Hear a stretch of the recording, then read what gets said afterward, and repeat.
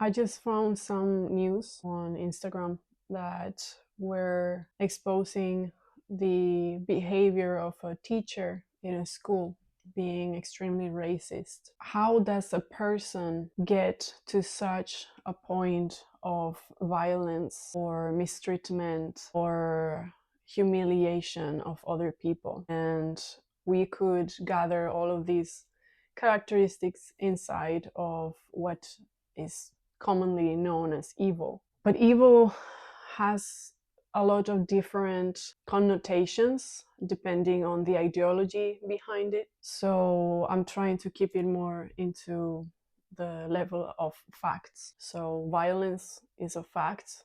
You can recognize when something is violence, supposedly. You can identify when someone is being mistreated. And I'm not talking about subtle ways in which this happens, which is much more profound, but I'm talking right now about the simplest up here on our faces. How does a person get to that point of violence? And as I pulled that thread, I got to the realization once again that it has to do with the community and all the people that during the lifetime of this person, because we're talking here about adults, we're not talking about children, we're not talking about beings that have been here for 10 years. That's not even enough to grasp what a body is, and even the brain is in a completely different chemistry and physics compared to the adults. A person gets to that point because many other people have allowed a certain type of violence from that person without setting boundaries for whatever reason,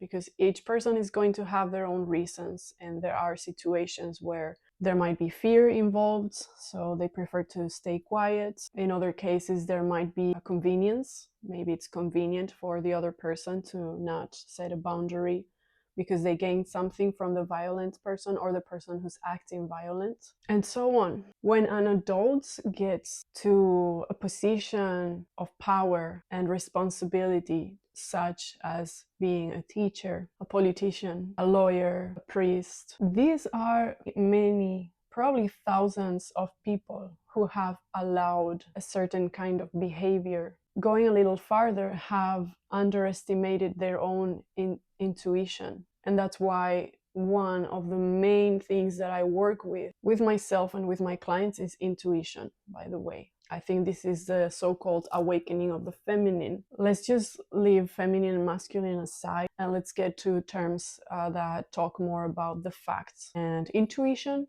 is a fact. We all know what intuition is because everybody has experienced it one way or another. Okay, let's say that's very generous number, but half of those thousands of people didn't know how to recognize their intuition. We still have another half of thousands of people that for sure at some point encountered a behavior from this person that was violent. I cannot go in this video as deep as I would like because this is a very long conversation. Understanding the structure of violence when it's systematic and when it's used by a specific social system or political system or economical system. But to me, it's enough to picture the understanding that we tend to just put the guilt and the judgment on that one person. That person is judged. In extreme cases, they are put in jail. In some countries, they're even killed. And then everybody just continues with their lives without any form of real revision as a collective. So collectively, we take that person that has been violent. I'm talking about violence right now because that's one of the biggest results of the deep disagreements that are happening in our time. And because in the end, racism or Islamophobia or homophobia, transphobia, all of these are the ideological causes of that violence, but the violence is the same in the end. So the way that modern society, let's call it that, and we all know what we're talking about, judges a person in this modern way that we think is so right and, is justice and all of that. We are not taking responsibility collectively. We are enabling a system that takes the collective responsibility and places it on one person that in many cases is a person who has gone through a deep state violence, whether it's because of their economical background, their class, because yes, there are still classes, their racialization, their genderization, their religious or spiritual beliefs, and so on. And no one around this person has supported any other system, any other way to stop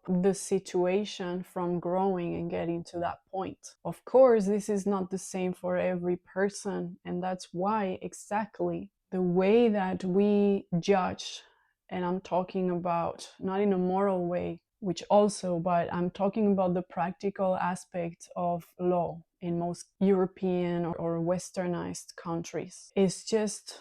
It should be obsolete. It's just based on individualizing the collective responsibility onto one person, using that person as an example. And not only it usually doesn't help this person to transform whatever situation that is causing them to be violent, but at the same time, we are accepting and normalizing this practice to the point where what I'm saying probably is not understood by, I'm going to be optimistic, I'm going to say 80% of the world's population. Hopefully I'm wrong and it's more, but I mean, it's less. So where am I going with all of this? I'm going to the fact that we are all responsible of what is happening that is so terribly wrong and bad and evil. We have all enabled this kind of violence in one way or another. Look around, look at your life, look at yourself. If you are extremely unconscious of your existence as a one person and as a collective, and boundaries are non-existent, probably you're one of those people that just blames the other constantly and that gets very, very, very angry, out of control when something is unfair to you. But it doesn't stop there. Maybe the boundaries are so tight that you are in that level of separation where it's you and the world, or you versus the world, then you are enabling that violence against you. And it's exactly the same. I'm not saying everything is wrong, everything that we are doing, because I mean, we're still here. Miraculously, we're still here. But how we are here as a human collective, I don't need to explain anything, do I? And now it's time to think of why. Why are we in this situation? What is each one of us doing to enable a world where this level of violence is so normalized that it gets to the point in which even in that normalization of violence, we can identify that something has gone very wrong. This is not new, guys. A lot of people are awakening now to the realization that the world and how things work and everything is wrong, how we've done it. But many people throughout centuries have been telling you, and usually those have been the people who have been judged and ostracized from society. Now, this is not about feeling guilt and suffer about it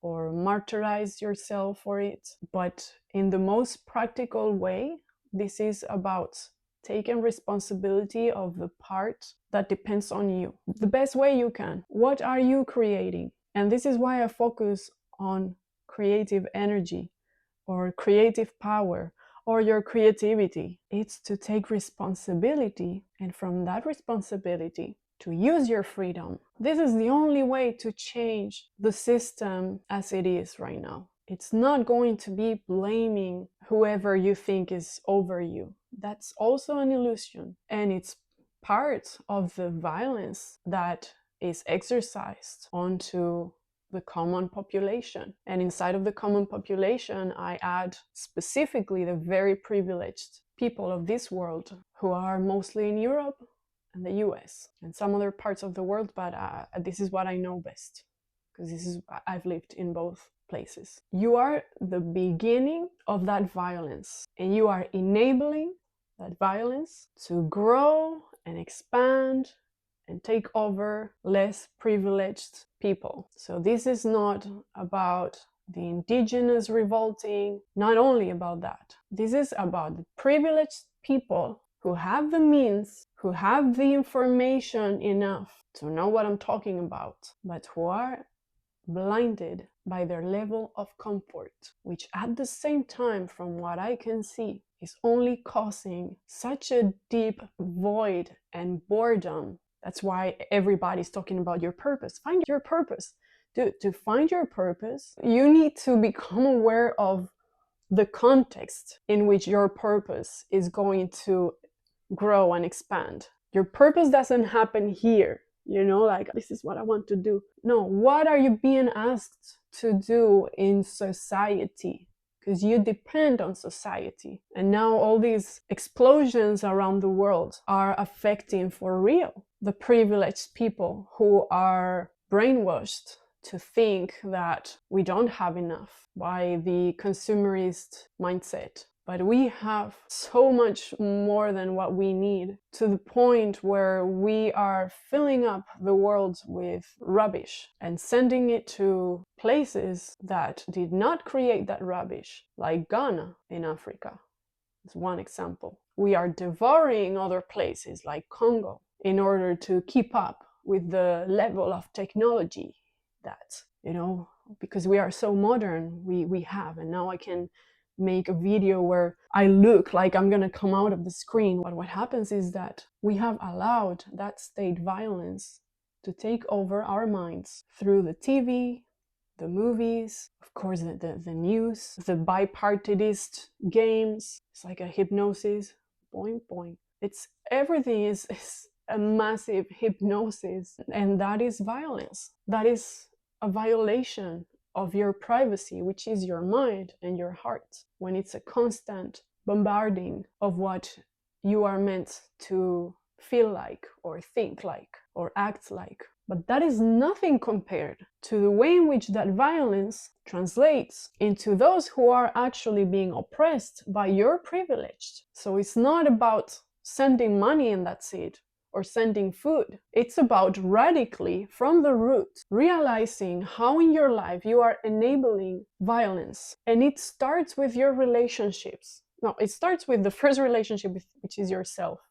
And it continues with your relationships around, and your neighbors, and your communities, your country, and so on. And realizing, by the way, that these borders and limitations that we have created with one another are just an excuse that can be used for a constructive purpose or a destructive purpose. And those of us who are on the privileged side of the story are using it for destruction, not for construction. So this deep attachment to borders and nationalizing your perspectives in order to destroy, if it was in order to build, like some nations do, it makes sense. It's structure. We need structure. But it is being used to destroy. Now we see a war happen, a genocide happen.